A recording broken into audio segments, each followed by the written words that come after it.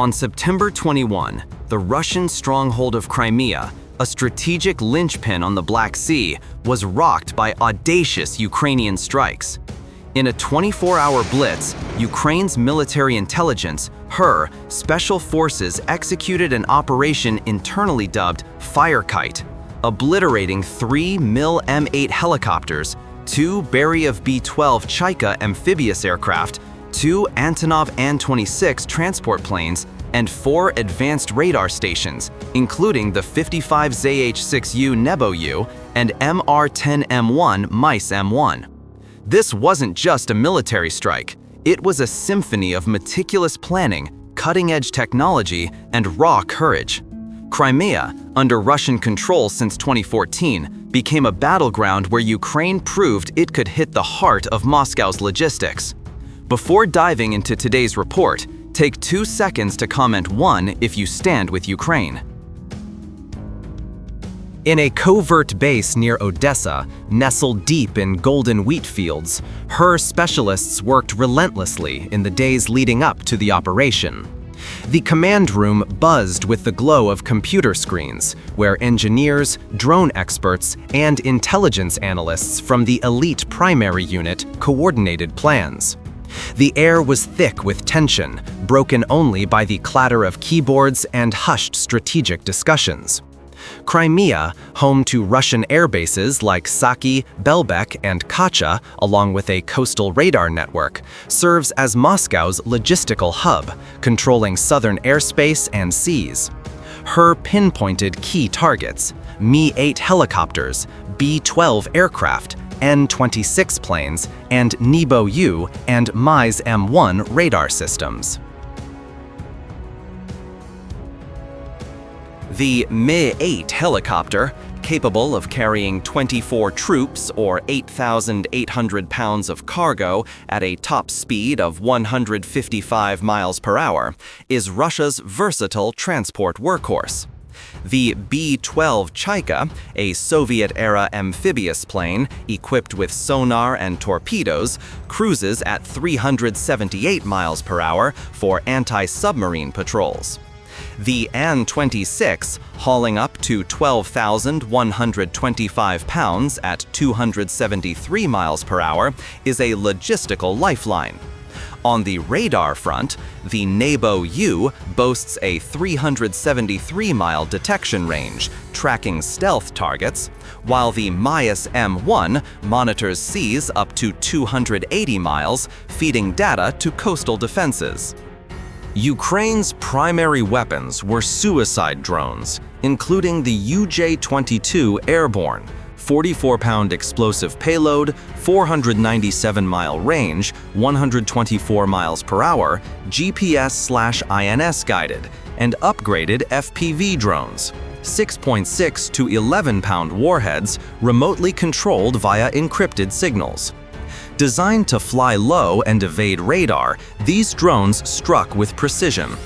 HUR also deployed ground operatives in Crimea disguised as civilians to relay real-time target data. Western-supplied satellites provided pinpoint coordinates for airfields and radar sites.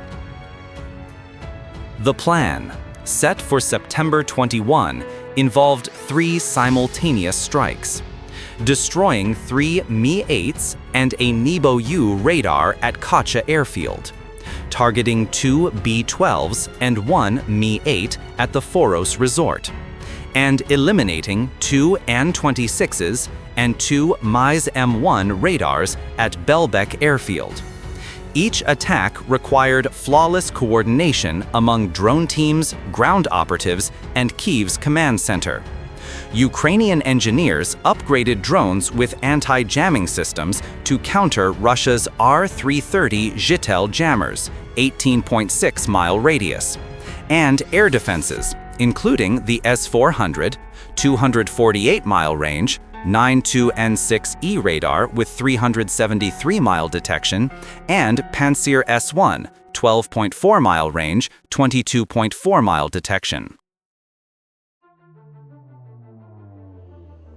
For 3 days prior, drone teams trained at a Kherson test site, simulating attack scenarios. They maneuvered drones at 98 feet, navigating mock obstacles and striking targets like metal barrels mimicking aircraft fuselages. Crimea-based operatives sent encrypted reports, confirming 3 MiG-8s at Kacha, 2 B-12s at Foros, and 2 An-26s with Mys M1 radars at Belbek. Each report was scrutinized, as a single error could derail the mission. At 8 p.m. on September 20, as dusk faded over the Black Sea, drone teams launched from the Odessa base. 40 drones, 20 UJ-22s, and 20 FPVs were armed and navigation checked. Split into 3 groups, they targeted Kacha, 12 UJ-22s, 8 FPVs, Foros, 8 FPVs, and Belbek, 12 UJ-22s. Each followed pre-programmed routes to skirt Russia's dense air defenses, like S-400 systems near Sevastopol and Pantsir S-1 units at Simferopol. Routes were mapped using Western intelligence radar data, exploiting blind spots in Russian defenses.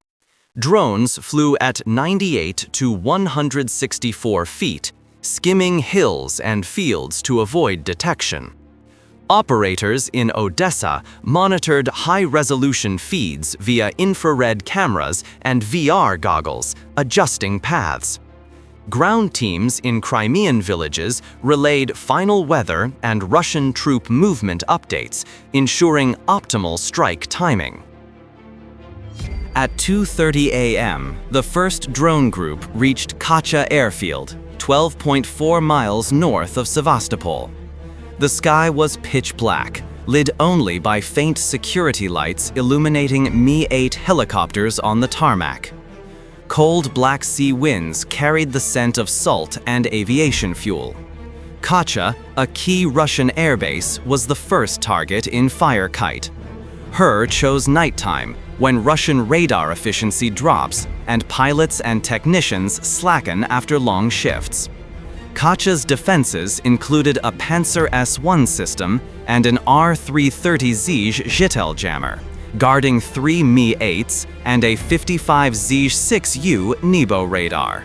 12 UJ-22 drones, each 8.2 feet long with a 15.1-foot wingspan, flew in a V formation, spaced 1,640 feet apart to minimize detection. Upgraded GPS INS systems with anti-jamming algorithms kept them on course despite Zhitel interference. 8 4.4-pound FPV drones trailed, ready to distract or support. At 6.2 miles out, they dropped to 98 feet, gliding over low hills and dry grasslands to mask radar signatures. In Odessa's command center, operators in VR goggles watched infrared feeds. Screens showed Kacha's tarmac, where 3 $15 million MiG-8s sat neatly beside fuel tanks. The Nebo-U radar, its 65.6-foot antenna looming 1.2 miles away, scanned the skies. HUR's satellite and ground operative data ensured coordinates were accurate within 16.4 feet.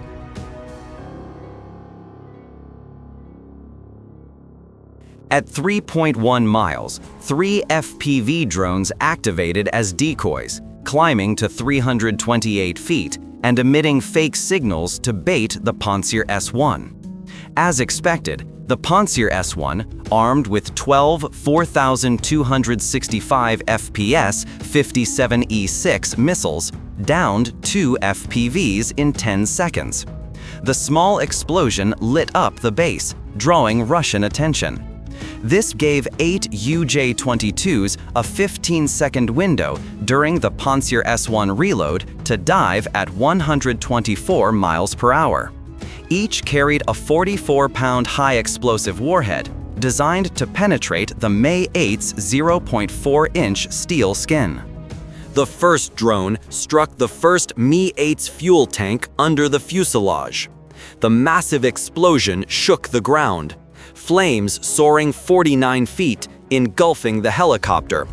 Thick black smoke obscured security lights. 2 more drones hit the second Mi-8, targeting the cockpit and engines, tearing the fuselage apart, with debris scattering across the tarmac.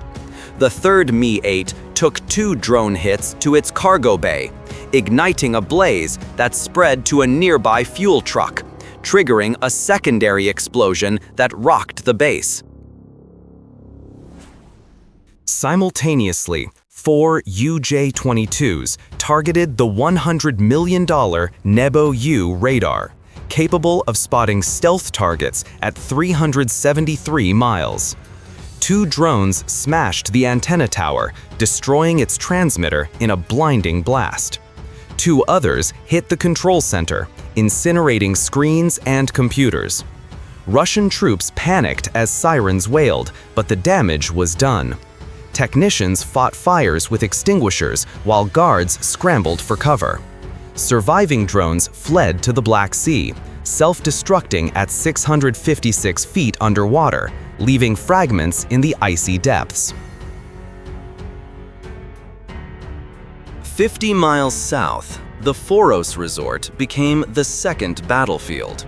Foros, with its luxury villas along the coast, doubles as a Russian elite retreat and a concealed landing pad for 2 B-12 Chaikas and 1 Mi-8.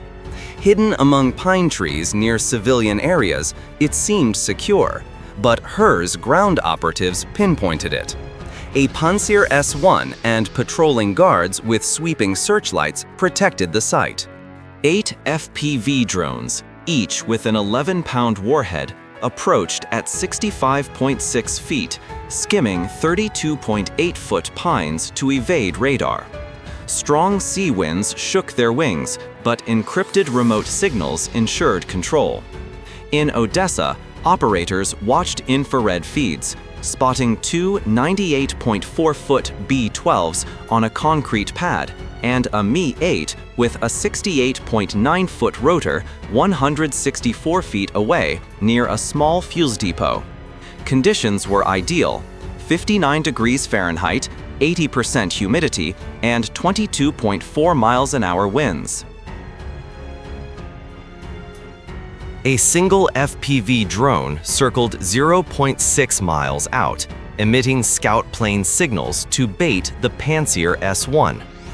Its 1RS-21E radar locked on, downing it with a 57E6 missile, creating a small skyburst. This exposed the Pantsir S1's position. During its 10-second reload, 7 FPVs split into 2 groups. 4 targeted the B-12s, 3 hit the MiG-8. Racing at 93 miles per hour, they struck vulnerable points. The first drone hit the first B-12's left-wing fuel tank. The 11-pound explosive triggered a 32.8-foot fireball, consuming the $10 million aircraft. Flames spread, charring the pad. The second B-12 took 2 drone hits, one to the engines, one to the fuselage, its thin steel crumpling with 65.6-foot smoke plumes. The Mi-8 was struck by 3 drones: cargo bay, main rotor, and fuel tank. The massive blast shook Foros, igniting a nearby depot, fueling an hours-long blaze. Explosions shattered nearby villa windows, panicking residents. Russian troops tried to douse flames, but the damage was total. HUR's later video showed raging fires and black smoke billowing over the coast. However, civilian infrastructure was unintentionally hit, and Russian sources reported civilian casualties, sparking debate over FPV drone precision. HUR insisted only military targets were hit, but the incident underscored risks near civilian zones. At Belbek airfield, Crimea's largest airbase, the final strike began at 5:30 a.m. as dawn broke. 10 miles from Sevastopol, Belbek is Russia's air command hub, guarded by 3 S-400 systems, each with 4 48N6E3 launchers, a 155-mile range, and a 92 N6 radar. 2 $50 million MR-10M1 Mys M1 radars, 1.9 miles from the tarmac, monitored seas. 2 78.7-foot An-26s sat on the eastern runway, primed for logistics. Explosions shattered nearby villa windows, panicking residents. Russian troops tried to douse flames, but the damage was total. HUR's later video showed raging fires and black smoke billowing over the coast. However, civilian infrastructure was unintentionally hit, and Russian sources reported civilian casualties, sparking debate over FPV drone precision. HUR insisted only military targets were hit, but the incident underscored risks near civilian zones. 3 FPV drones climbed to 656 feet, mimicking a small aircraft group. The S-400's 92 N6E radar downed them with 48 N6E3 missiles, lighting the eastern sky. This distracted defenses, allowing UJ-22s to strike. The first group hit the AN-26s, each plane taking 2 44-pound warhead drones to cargo holds and engines. The first AN-26 exploded as a drone pierced its fuel tank, flames spreading to nearby fuel stores. The second was hit in the tail and midsection, collapsing with 98.4-foot smoke plumes. The remaining UJ-22 groups targeted the Mys M1 radars. The second group's 2 drones smashed the first radar's antenna, crippling its transmitter. 2 others hit its control center, igniting a blaze with debris strewn wide. The third group repeated the attack on the second Mys M1, destroying its antenna and control hub. The fires disrupted Belbek's operations. Russian troops, caught off guard, scattered as sirens blared. Surviving drones self-destructed in deep-sea waters, ensuring Russia couldn't recover wreckage. Odessa's operators disconnected, erased data, and relocated to avoid satellite tracking. Russia responded with increased air patrols and additional Panzer S-1 deployments, but the damage was irreversible. The Kite operation on September 21 marked a tactical leap for Ukraine, blending drone technology, precise intelligence, and bold execution. In 24 hours, Ukraine destroyed 3 15 million Mi-8s, 2 10 million B-12s, 2 8 million N-26s, 1 100 million Nebo-U radar, and 2 50 million Mys M1 radars, totaling $261 million in Russian losses, excluding infrastructure and personnel costs. Ukraine's cost for 40 drones, $50,000 per UJ-22, $1,000 per FPV, was roughly $2 million, with no personnel losses due to remote tactics. The 130-to-1 cost-effectiveness ratio underscores asymmetric warfare's power. Russia may retaliate with airstrikes, but Kite proved Ukraine can shake Crimea's skies, reducing Russia's stronghold to ashes. Comment 1 if you support Ukraine.